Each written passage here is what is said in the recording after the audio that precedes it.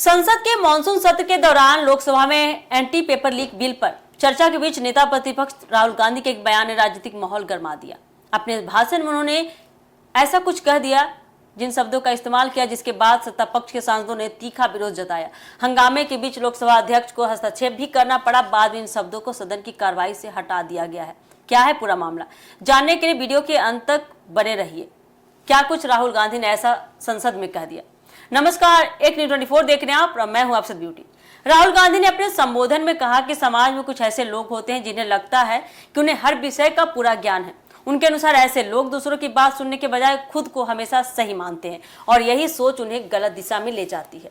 इसी संदर्भ में उन्होंने इडियट शब्द का इस्तेमाल किया। इसके अलावा उन्होंने अंधभक्त शब्द का भी प्रयोग करते हुए उन लोगों पर निशाना साधा जो बिना सवाल किए हर बात का समर्थन करते हैं। राहुल गांधी का पूरा भाषण मुख्य रूप से नीट पेपर लीक और प्रतियोगी परीक्षाओं में सामने आई गड़बड़ियों पर केंद्रित था।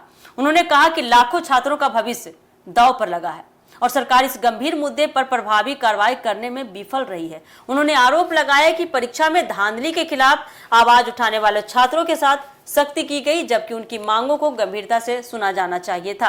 राहुल गांधी के इन शब्दों पर भाजपा सांसदों ने तुरंत आपत्ति जताई। कई सांसद अपनी सीटों से खड़े होकर विरोध करने लगे और सदन में जोरदार हंगामा शुरू हो गया। आपको बता दें कि सत्ता पक्ष का कहना था कि संसद जैसी गरिमामयी जगह पर इस तरह की भाषा का इस्तेमाल उचित नहीं है। संसदीय कार्य मंत्री समेत कई नेताओं ने राहुल गांधी के बयान की आलोचना करते हुए इसे संसदीय परंपराओं के खिलाफ बताया। हंगामा बढ़ने पर लोकसभा अध्यक्ष ओम बिरला ने सभी सांसदों से शांत रहने और सदन की मर्यादा बनाए रखने की अपील की है। उन्होंने स्पष्ट किया कि कार्यवाही के दौरान यदि कोई असंसदीय या आपत्तिजनक शब्द इस्तेमाल किया जाता है तो उसे रिकॉर्ड से हटाया जा सकता है।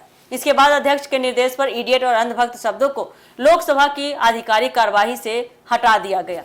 इस पूरे घटनाक्रम के बाद संसद के भीतर और बाहर राजनीतिक बयानबाजी भी तेज हो गई है। भाजपा ने राहुल गांधी से माफी मांगने की मांग की, जबकि कांग्रेस का कहना है कि विपक्ष केवल छात्रों के मुद्दे और परीक्षा व्यवस्था की खामियों को उजागर कर रहा था। दोनों दलों के बीच इस मुद्दे को लेकर आरोप प्रत्यारोप का दौर जारी है। गौरतलब है कि जिस एंटी पेपर लीक बिल पर चर्चा हो रही थी उसका उद्देश्य प्रतियोगी परीक्षाओं में पेपर लीक और अन्य गड़बड़ियों पर सख्त रोक लगाना है। सरकार इसे परीक्षा प्रणाली को अधिक पारदर्शी और सुरक्षित बनाने की दिशा में बड़ा कदम बता रही है, जबकि विपक्ष का कहना है कि केवल कानून बनाने से समस्या का समाधान नहीं होगा, बल्कि परीक्षा व्यवस्था में व्यापक सुधार और जवाबदेही तय करना भी जरूरी होगा।